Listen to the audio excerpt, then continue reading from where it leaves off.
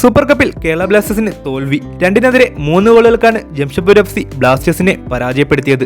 ജംഷഡ്പൂരിന് വേണ്ടി ചീമ 2 ഗോളുകളും മൻസാര 1 ഗോളുമാണ് നേടിയത്. ദിമിത്രിയോസ് ആണ് ബ്ലാസ്റ്റേഴ്സിന്റെ 2 ഗോളുകളും നേടിയത്.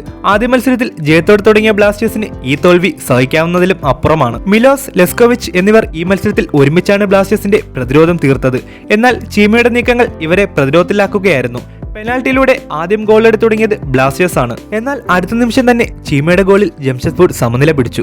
ഈ തോൽവിയോടെ ബ്ലാസ്റ്റേഴ്സ് ഗ്രൂപ്പിൽ 2ാം സ്ഥാനത്തേക്ക് വഴുതി വീണു. ISLൽ മികച്ച പ്രകടനം നടത്തി 1ാം സ്ഥാനത്ത് നിൽക്കുന്ന ബ്ലാസ്റ്റേഴ്സിനും ആരാധകർക്കും ഈ തോൽവി വലിയ ക്ഷീണം തന്നെയാണ് ഉണ്ടാക്കിയിരിക്കുന്നത്. ലൂണയ്ക്ക് പകരം കുറച്ചു ദിവസം മുമ്പാണ് ലിഥുവേനിയൻ താരം ഫെഡോർ ചെർണിച്ച് ടീമിലെത്തിയത്. എന്നാൽ ISLലൂടെ ആയിരിക്കും ചെർണിച്ച് തന്റെ അരങ്ങേറ്റം കുറിക്കുന്നത്.